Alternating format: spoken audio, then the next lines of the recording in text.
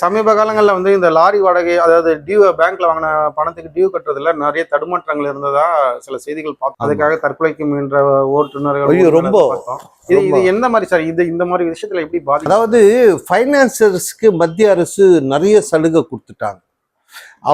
அவர்கள் வச்சிருக்கிற சொத்து ஆதாரில் இருந்தா எப்படி ஒன்றா எடுத்துக்கிறதுக்கு வழிமுறை பண்ணிட்டாங்க.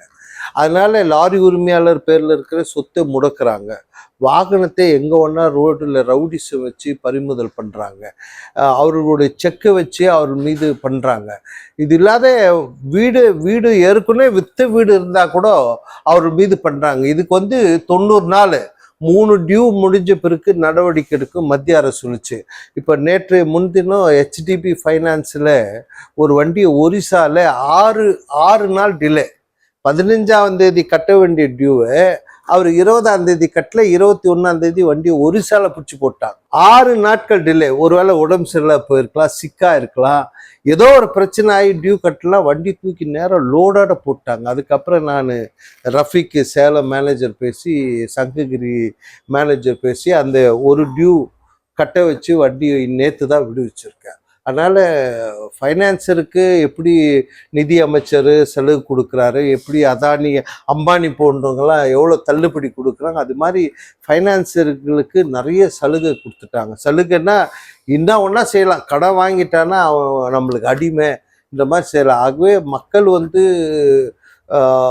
ரொம்ப அது உண்மை. கடை வாங்குறோம், கட்டக்கூடியாத சில சூழ்நிலை, யாருக்கும் சூழ்நிலை அது மாதிரி இல்லாம பண்றாங்க.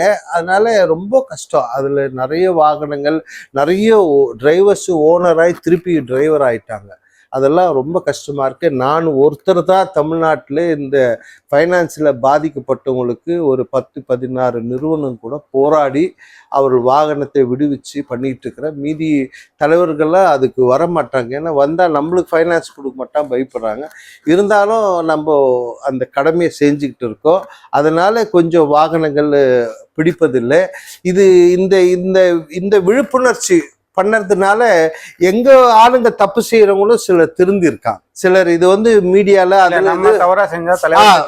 மீடியால வந்த உடனே வண்டி பிடிச்சிட்டாங்க, நாங்க குரூப்ல போடுறதுனால ஃபைனான்ஸுக்கு இப்போ நல்லதுதான். நம்மளும் அடுல 2-3 டியூ போனா பிடிச்சிடுவாங்கன்னா அவங்களும் 1 டியூ 2 டியூல கட்டிடுறாங்க. இப்ப 6 நாள்ல பிடிச்சிட்டாங்க. இந்த செய்தி கூட டிலே இல்லாத கட்டுறதுக்கு ஒரு வாய்ப்பா இருக்கும். அப்படி கட்டும் போது அவன் வண்டி அவன்கிட்டயே இருக்கும், அவன் தொழிலும் செய்வான், பிரச்சனை வராது. உண்மையிலே உடல்நல சரியில்லை பாதிக்கப்பட்டான்னும் போது என்ன ஆகும்? அவங்க எல்லாம் இது போன்ற செய்திகளை தொடர்ந்து பெற நம்ம வேர்ல்ட் பிரின்ஸ் சேனலை மறக்காம சப்ஸ்கிரைப் அண்ட் ஃபாலோ செய்து கொள்ளுங்கள்.